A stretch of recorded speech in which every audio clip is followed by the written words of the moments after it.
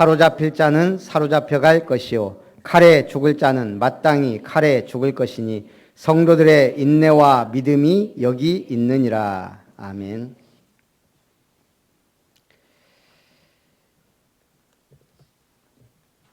한번 인사합니다. 성도님의 믿음이 여기 있습니다. 여기가 어디예요? 내가 있는 현장. 교회에 오면 저분은 믿음 좋은 분이다. 존경을 받아야 돼요. 현장에 가면 하나님을 믿는 믿음의 사람이 여기 있구나. 인정받아야 돼요. 그래야 제대로 된 신앙생활과 전도의 문이 열릴 줄 믿습니다. 때를 따라 돕는 은혜를 구하라 그랬습니다. 우리 인생의 가장 중요한 때가 3번 있습니다. 첫째는 태어날 때, 둘째는 결혼할 때, 셋째는 장례식 때. 그런데 태어나고 돌예배 드릴 때는 목사님이 예배를 드리지만 누구를 위한 거예요? 부모를 위한 거예요. 자녀는 못 알아들어요. 결혼식 때는 누구를 위한 거예요? 자신과 가정을 위해 줘요. 장례식 때는 이미 관 속에 들어가 있기 때문에 말씀을 못 들어요. 누구를 위한 거예요? 후손을 위한 거예요. 자녀들을 위한 거예요. 그러면 나를 위해 받는 메시지는 결혼 딱 한 번이에요. 어떤 의미에서? 우리 결혼식 때 주례를 목사님이 하신 분,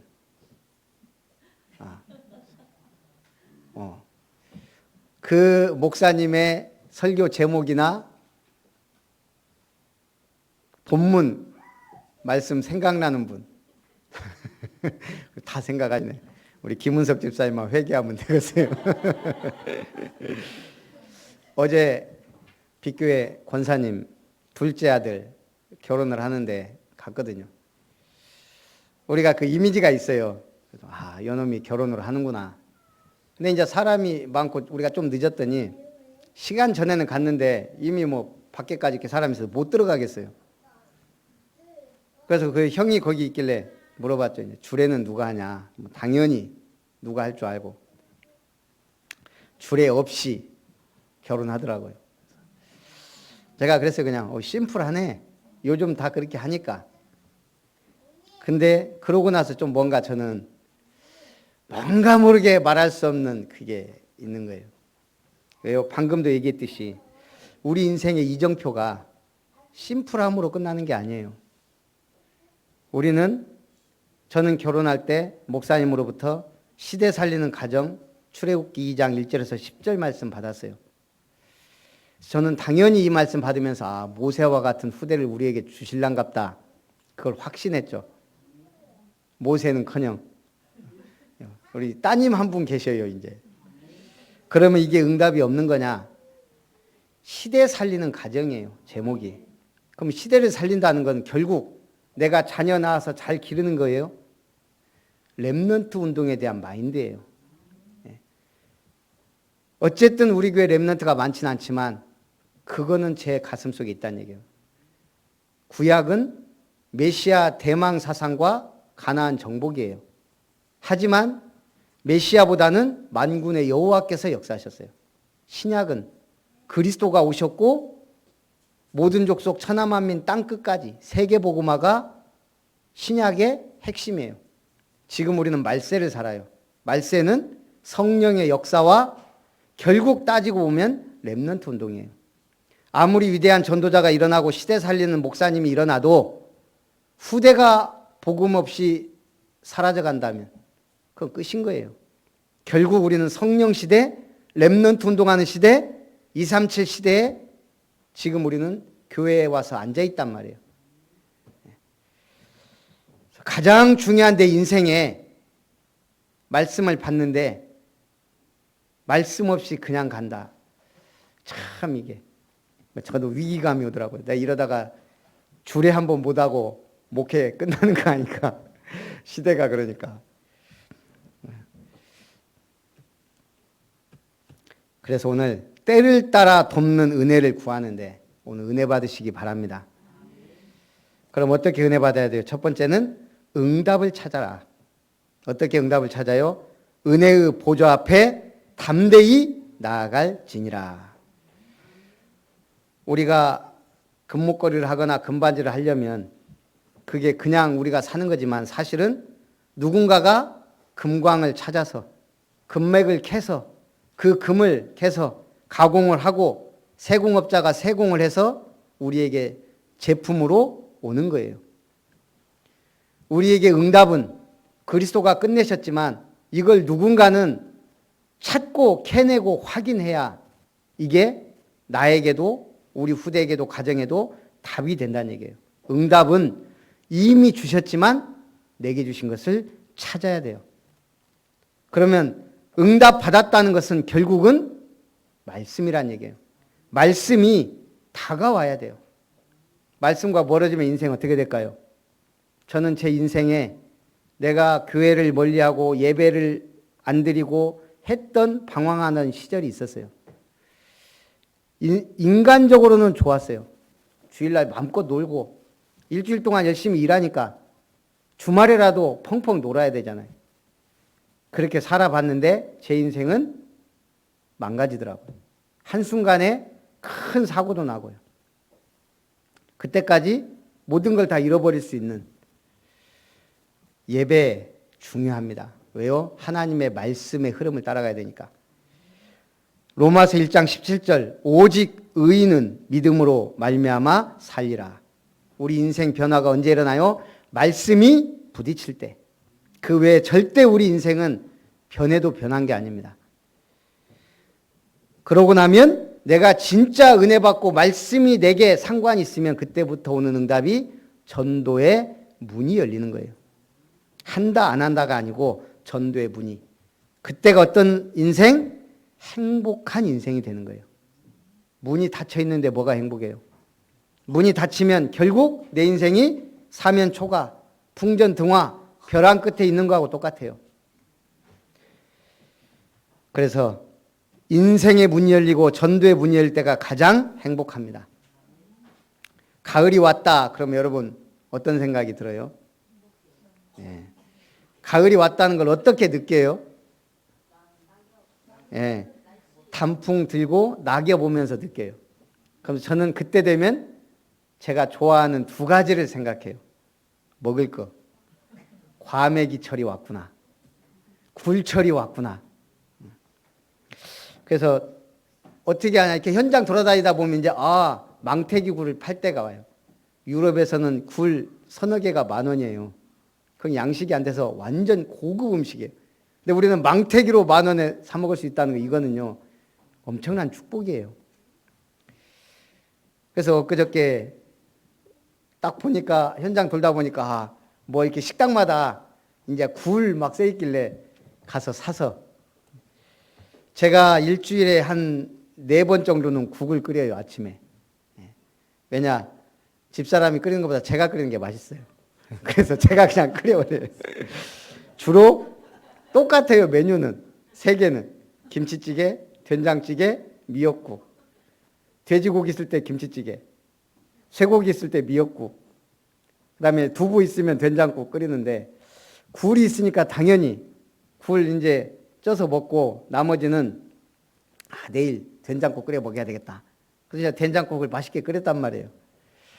그런데 이제 집사람이 이걸 펐어요. 제가 왜 이 얘기를 하냐면 저 사람은 국을 풀 때 그냥 팍 퍼요. 그래서 담아서 줘요. 저는 된장국 끓일 때 제가 이렇게 재료를 넣으면서 어느 정도 들어갔구나 알거든요.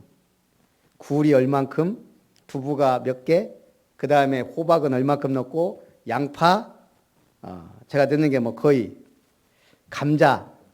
그럼 저는 풀 때 분배를 해요. 감자 2개, 두부 3개, 굴 5개 뭐 이런 식으로 제 나름대로는 제가 굉장히 세밀하거든요.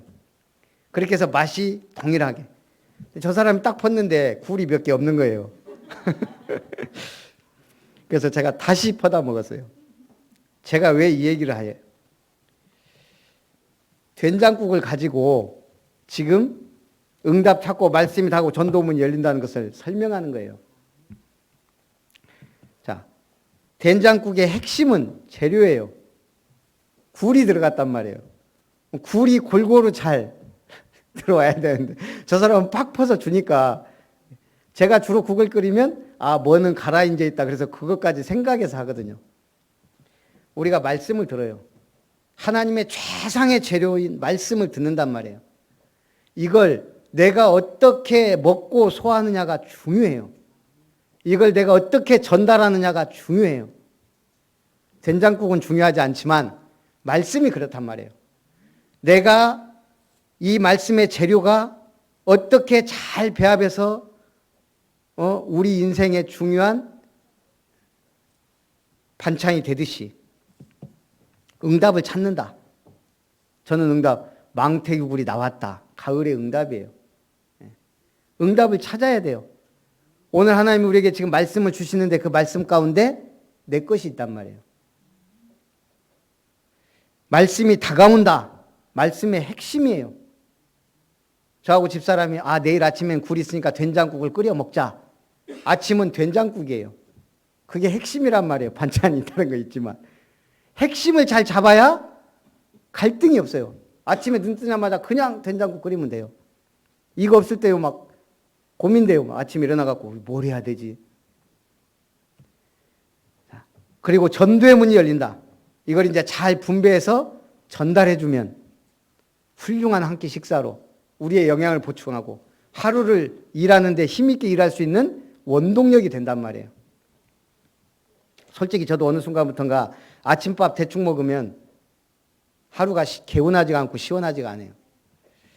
똑같아요. 우리가 말씀을 어떻게 먹고 시작하느냐 중요합니다. 자, 첫 번째 인내와 믿음을 보이라. 뿔이 열이요 머리가 7에 10왕관을 쓰고 그 머리들에는 신성모독하는 이름들이 있는 한 짐승이 바다에서 올라왔습니다. 신기하죠. 머리는 7인데 뿔은 10이고 10왕관을 썼어요. 하여간 기이한 모습이에요. 그런데 표범과 비슷하고 발은 곰의 발과 같고 입은 사자의 입과 같다. 이것과 비슷한 내용이 구약 성경에 기록되어 있어요. 어디에 있을까요? 생각해 보세요. 구약 성경 어디에 이런 글이 있을까? 힌트 첫 번째, 묵시를 기록한 글이에요. 구약에 묵시를 기록한 글이 많지 않아요. 또 하나 힌트, 제가 오늘 처음 예배 선포하는 기도를 할 때 말씀을 한 구절 읽었어요. 다니엘 12장 3절. 예배를 집중하면 이런 게 다 응답이에요. 이거와 비슷한, 아니 거의 똑같은 내용이 다니엘 7장에 나와요. 다니엘 7장에 큰 짐승 넷이 여기와 똑같이 바다에서 나오는데 여기는 하나인데 거기는 넷이 나와요. 그런데 신기하게 여기에 나온 짐승과 같아요.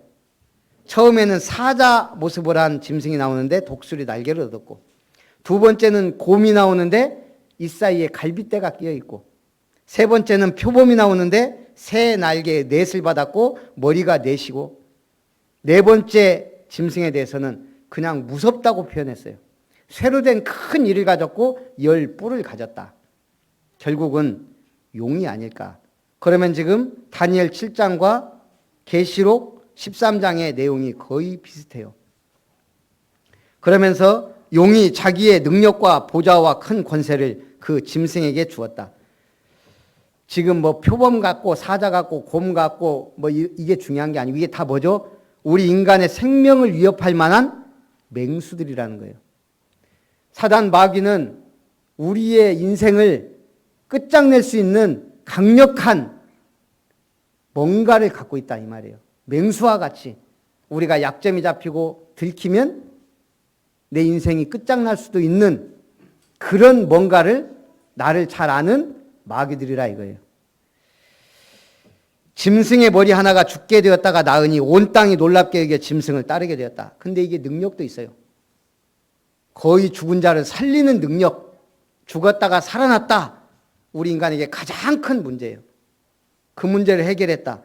수많은 사람들이 따릅니다. 그런데 이 짐승이 입을 벌려 하나님을 비방하고 성도들과 싸워 이기게 되고 생명책에 기록되지 못하고 이 땅에 사는 자들은 다 그 짐승에게 경배하더라. 생명책에 기록되지 않은 모든 사람은 짐승에게 경배하더라. 일제 36년. 처음에는 심하지 않았어요. 마지막 3단계가 우리 민족 말살장책과 함께 굉장히 심하게 우리 민족을 착취했어요. 대동아전쟁 일으키면서. 그때 전부 다 뭐예요? 신사참배해요. 불교도, 유교도, 도교도, 정치인들도 전부 일본의 신에게 절했다 이 말이에요.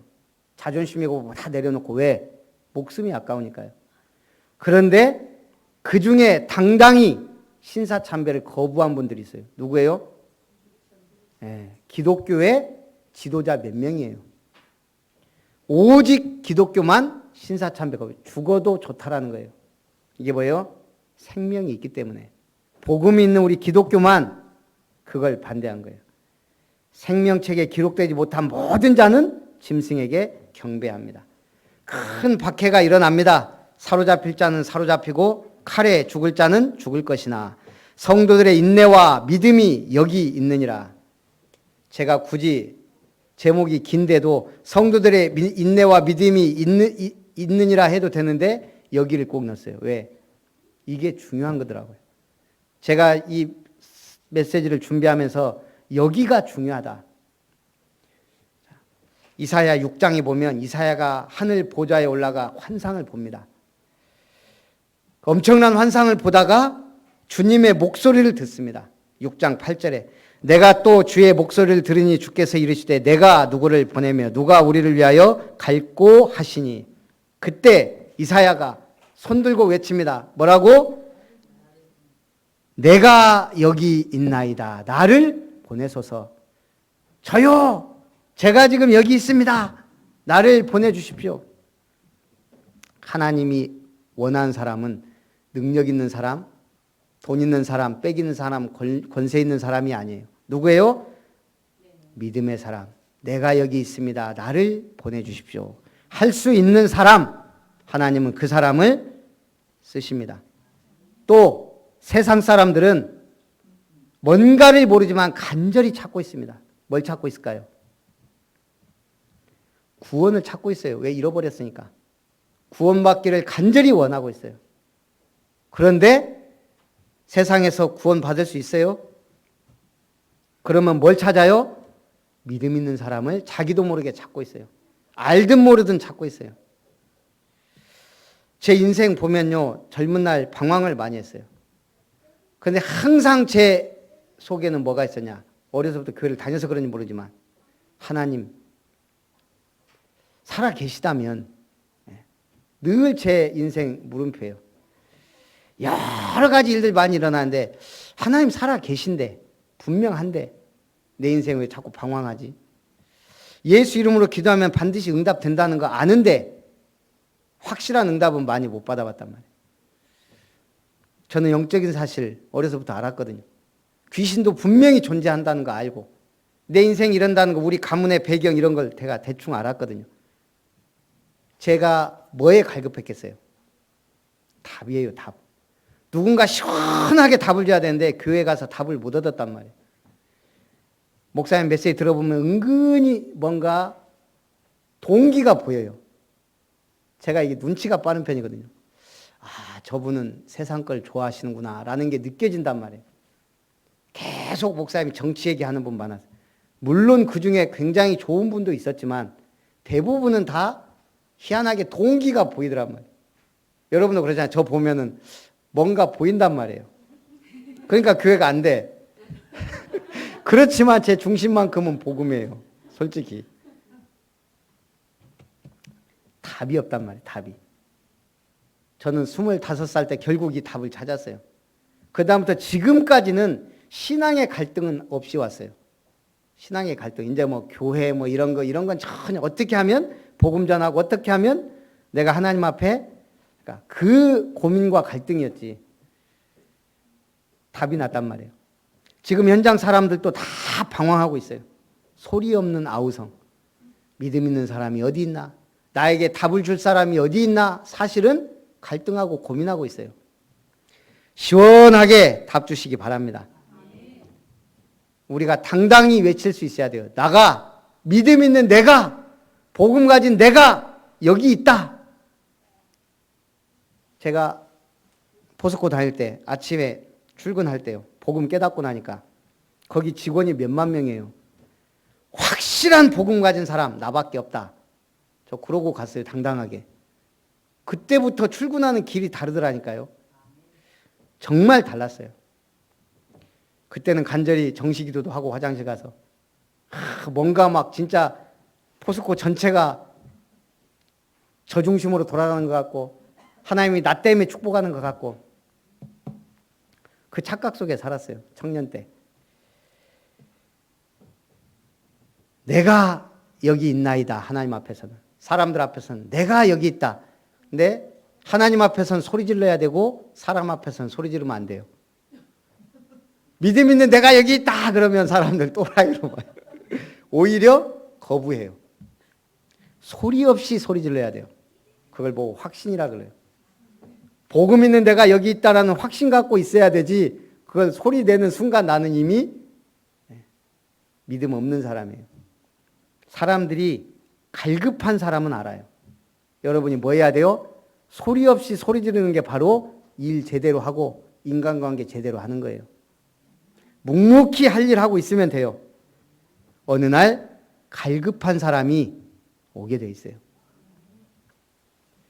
두 번째, 짐승의 표 666입니다.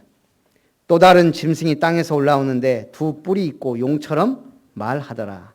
큰 이적을 행하되 사람들 앞에 불이 하늘로부터 땅에 내려오게 하였다. 이제는 능력이 막 최고로 치닫습니다. 짐승 앞에서 받은 바 이적을 행함으로 땅에 사는 자들을 미혹하여 우상을 만들게 하였다. 우상은 몇 가지예요? 세 가지. 첫 번째, 형상우상. 두 번째, 사상우상. 세 번째, 우리 기독교인들에게 있는 거, 탐심우상. 자, 형상우상 하면 불교가 떠올라요. 불교의 불상들. 금이나 동이나 철이나 나무로 어떻게 만들어요? 될 수 있으면 크고 웅장하고 화려하게. 왜? 보이는 신이니까. 불교의 신은 불상이에요. 보이는 신. 그럴듯하게 만들어야 돼요. 불교 사찰에 가면 어디든지 세 가지 건물이 있습니다. 한국 불교에. 대웅전, 명부전, 삼성각. 대웅전은 한마디로 부처에게 예불 드리는 곳. 명부전은 조상에게 제사 드리는 곳. 삼성각은 삼신을 보시는 거예요. 칠성신, 산신, 독성신. 그래서 독각이라고 하는데 독성신은 뭘까요? 석가모니처럼 스스로 깨우친 사람을 기리는 거예요. 그러니까 삼성각 안에 원래는 따로도 했는데 모셔놨단 말이에요. 두 번째가 산신각인데 산신은 단군이 산신이 됐다 해서 단군 신검 보시는 거예요. 세 번째가 칠성각인데 칠성, 북두칠성에 축원하는 도교 사상을 받아들여서 불교의 열애로 만든 게 칠성각이에요. 그럼 사람들이 대웅전, 명부전, 칠성각 중에 뭘 제일 좋아할까요? 예? 예, 칠성각을 제일 좋아해요. 왜 그래요? 거기 가서 빈단 말이에요. 복 달라, 돈 달라, 성공하게 달라. 그게 칠성각에 가서 빌어요.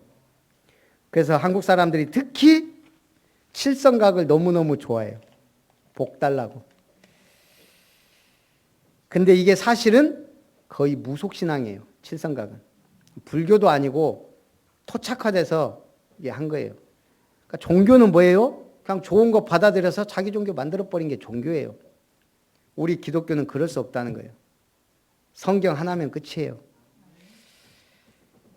그래서 오직 했으면 불교 개혁에 힘쓰는 휴암 스님이라는 분이 한국 불교의 새 얼굴이라는 곳에서 뭐라고 썼냐? 복에 환장한 한국 불교인들아, 너희 스승은 너희들이 구하는 왕궁을 버렸는데 너희는 그 스승에게서 무엇을 구하느냐? 나는 오늘의 불교인들의 생리에 저항하고 싶다. 설령 불교가 오늘의 병든 복 사상에 저항하다가 설사 신자가 1300만에서 130명으로 줄어들지라도 여지없이 타락된 물질주의, 복 사상을 철폐하는데 앞장서지 않으면 안 된다. 복에 환장한 불교 신자들아. 불교도 개혁하는 사람이 있어요. 개혁해봐야 불교예요. 교회도 기복사 신앙에 빠지면 복받기만을 바라고 큰 교회당이나 건물에 아니면 목사님의 이력에 치우치게 돼요. 결국 그럼 우리도 똑같이 불교화, 종교화 되어가는 거예요. 두 번째 무서운 게 사상우상이에요. 무신론, 신은 없다. 저는 우리 인간만 봐도 하나님을 부정할 수 없다고 생각해요. 우리 인간이 뭘로 구성되어 있어요? DNA, 유전자. 유전자는 과학자들이 뭘로 이루어졌다? 유전 정보에 의해 이루어져 있어요. 여기도 보면 곱슬머리도 있고 직모도 있어요. 그게 뭐에 의해 결정돼요? 부모의 유전자를 물려받았지만 유전 정보가 있단 말이에요. 정보는 뭐예요? 명령어예요. 네 머리는 곱슬머리가 되라, 직모가 되라, 어느 정도 곱슬해라, 눈썹은 어떻게? 부모의 유전자를 따라서 다 유전 명령으로 네 키는 어느 정도에서 끝쳐라, 이런 유전 정보가 담겨있기 때문에 나라는 존재가 지금 있단 말이에요. 그럼 그 명령을 누가 내려요? 하나님이 명령하신 거예요. 하나님의 형상대로. 이게 우연히 생겼다. 이게 말이 되냐고요. 누군가 명령하니까 있는 거지, 정보라는 게 있는 거지. 어떻게 우연히 생긴 거예요? 무질서에서 질서가 있을 수가 없는 거예요. 조금만 생각해도 하나님에 대한 존재는 분명한데 사람들이 안 믿는 거예요. 그게 사상이에요, 사상. 진화론. 이 얼마나 무서운 사상이에요. 공산주의, 또 요즘 뭐 페미니즘, 전부 복음 없는 사상. 그 다음에 탐심우상이에요. 권력을 동경하게 됐어요, 우리 인간은. 물질 만능주의 살고 있어요. 미국 시카고 한 실험실에서 어떤 남자가 전선 잡고 서 있습니다. 주변에 수많은 기자들이 카메라를 들고 서 있는데 남자가 조수에게 전력 스위치를 올리라고 말합니다. 조수가 스위치를 올리자 고주파 전기가 남자의 몸을 통과했고 기자들은 플래시를 터뜨립니다. 꽤 오랜 시간 몸에 전기를 흘려보냈지만 남자에게 아무런 이상이 없습니다. 다음날 신문에 이런 기사가 대서특필됐습니다. 니콜라 테슬라 에디슨과의 전류 전쟁에서 승리하다. 교류의 승리. 전기를 누가 발명했냐 그러면 뭐 그리스 시대부터 있었다 그래요. 전기란 것은 번개나 뭐 이런 데부터 있었기 때문에 누가 발명했다라기보다는 그걸 어떻게 활용했느냐예요. 근데 에디슨은 그걸 직류로 전구를 발명했어요. 1000몇 번이나 실패하면서. 그랬는데 테슬라란 사람이 직류 말고 교류가 더 실용적이다 했단 말이에요. 에디슨의 영향력이 워낙 컸기 때문에 그래서 결국은 테슬라가 자기를 통해 실험을 한 거예요. 그래서 결국 교류의 효율성과 안정성을 입증하여 완벽한 승리를 거둔 순간이다.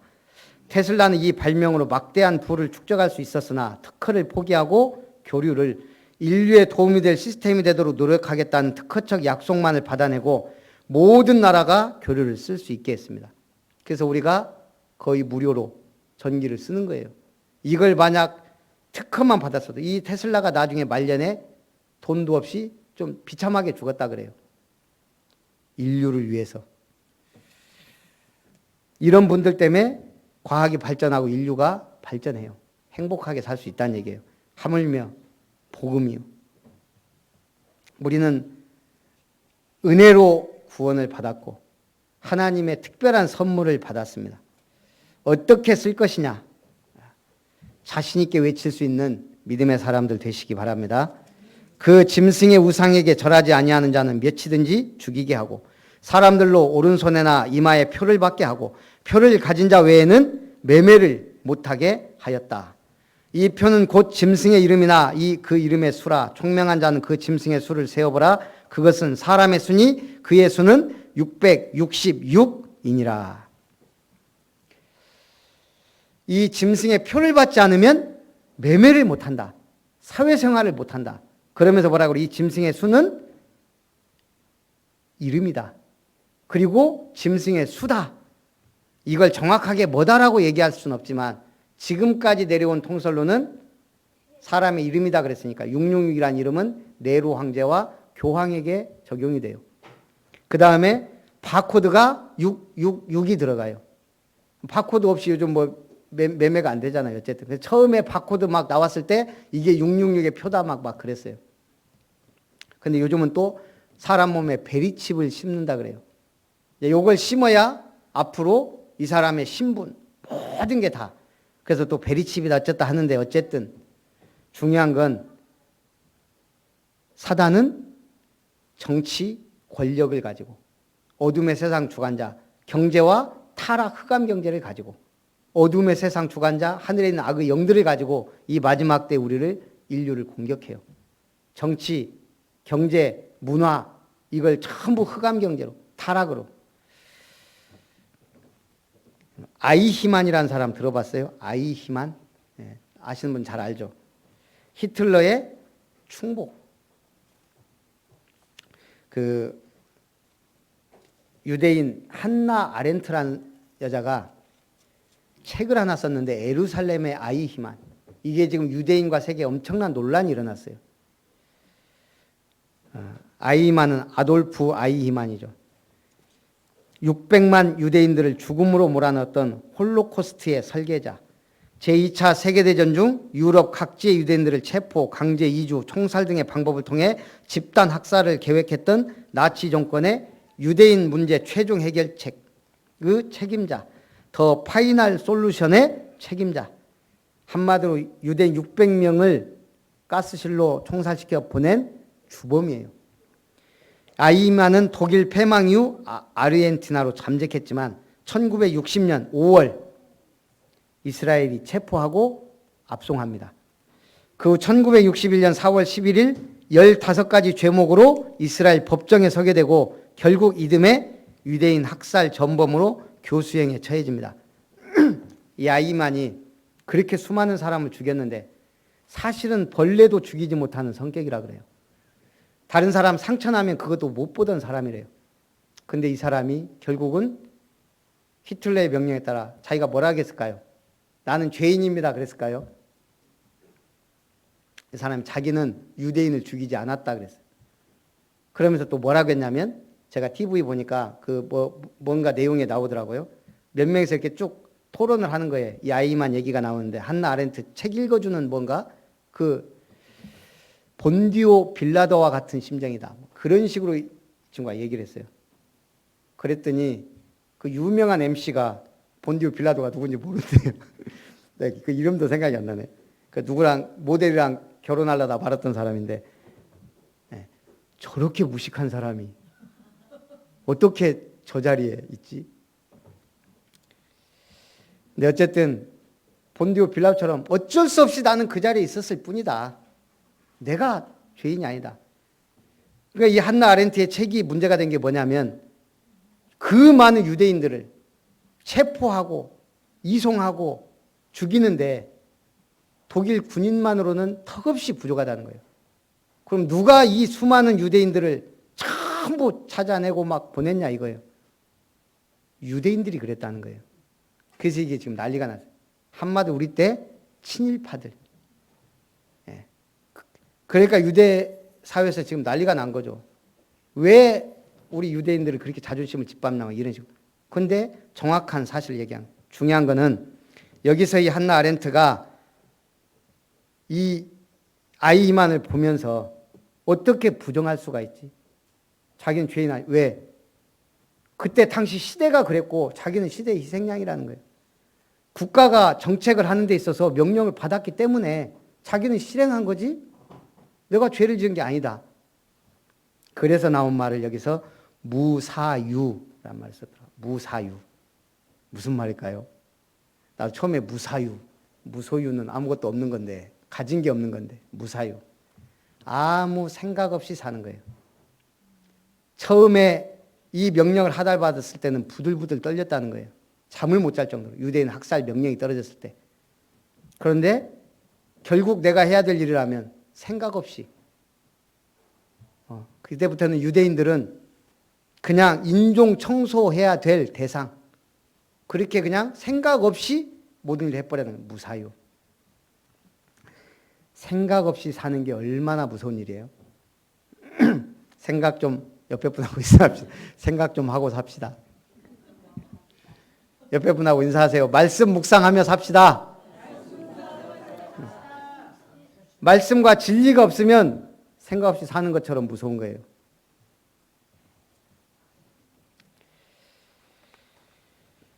결론입니다. 세상과 타협할 것인가? 신앙의 믿음을 지킬 것인가?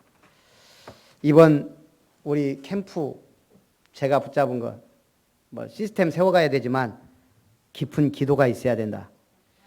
정시예배에 승리하라. 자, 정시예배 드리는 방법 찬송 한 장 부르기. 눈 뜨면 이제 내년부터는 새벽기도 안 할 수가 없어요. 사실은 선화 때문에라도 좀 그랬는데 이제는 이제 시험 봐버리니까 이제 뭐 핑계를 거 이제 보겸이도 이제 두 발로 걸어 다니고 하니까 가능해요. 찬송 1장 한 장 한 장부터 해갖고 찬송 한 장 듣든지 부르든지. 그 다음에 두 번째 강단 말씀 청취하기. 저도 이번 주에 해보니까 이렇게 하니까 저도 강단 말씀 드려야 되겠구나. 들어보니까 또다시 오는 게 있고 붙잡아지는 게 있어요. 계속 강단 말씀 드려야 돼요. 이걸 계속 들으면 너무 기니까 서론만 듣고 그 다음 1대지 듣고 다음날 2대 이렇게 해도 돼요. 저는 맨 처음에 다 들으니까 뭐 거의 1시간 반 가버리더라고. 찬송 듣고 말씀 듣고 성경 듣고 그 다음에 이거 강단 말씀 듣고 하니까 그 다음에 이제 또 이걸 한 2번 들으니까 뭐 더 들을 필요가 없더라고요. 그래서 이제 저는 최 목사님 메시지도 또 김웅식 목사님 메시지도 들어보려고 하니까 거긴 또 안 떠요. 어쨌든 자꾸 다른 메시지도 듣게 되고 풍성해져요. 하루를 말씀을 들으면서 시작하는 기도 수첩 읽기. 한 단어 한 문장으로 정리하면 이게 기도가 되는 거예요. 오늘의 전도는 어떻게 해요? 교회 카톡방에 올려서 함께 힘주기. 나 정시예배 했다. 그 결론이 뭐예요? 카톡방에 한 줄이라도 올라오는 거예요. 그 안 한 분은 정시예배 없이 오늘의 말씀 기도 없이 하루를 사신 분이에요. 얼마나 위태하고 얼마나 불안한 하나님의 말씀 없이 기도각 없이 사는 거. 두 번째 하나님의 나라. 열매 맺는 신앙이 돼야 돼요. 추수감사절 하나님이 주신 곡식도 중요하지만 진정한 추수감사절은 뭐예요? 열매예요. 열매. 전도의 열매. 제가 신문 칼럼에 보니까 세상에는 두 부류의 사람이 있다. 주인이냐 머슴이냐. 주인으로 일하면 주인이 된다. 주인은 스스로 일하고 머슴은 누가 봐야 일한다. 주인은 힘든 일을 즐겁게 하고 머슴은 즐거운 일도 힘들게 한다. 여러분은 주인입니까? 머슴입니까? 예. 주인이라면 땅이 하나 나왔어요. 저쪽에 보면 신대에서 성갈로 병원까지 가는 도로가 있어요. 큰 도로 있잖아요. 여수 가는 길. 거기 가다 보면 바로 신대에서 조금만 가면 신대 가까운 쪽에 신대 디자인이라는 건물이 하나 이렇게 산 위에 있어요. 제가 부동산에 갔더니 그 옆에 땅이 하나 있다 그러더라고요. 우리는 지금 우리 경제 수준이나 이런 게 그런 땅을 사서 개발되기만을 바라야 되는.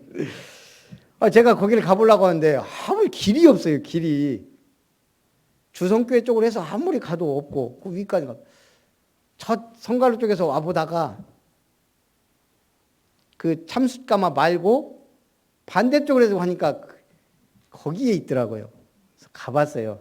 제가 왜 이 말 하냐면 한 번씩 가보시라고. 주인의식을 가진 분들 한번 가보세요. 거기 신대 디자인 바로 그쪽이면 멀리 보고 어떨까.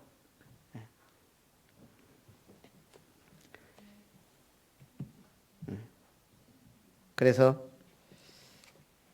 어쨌든 우리가 여기서 계속 주구장창 있을 거 아니잖아요. 응답을 서로 받아야 되니까 2020년 계획이 말씀이 나왔습니다.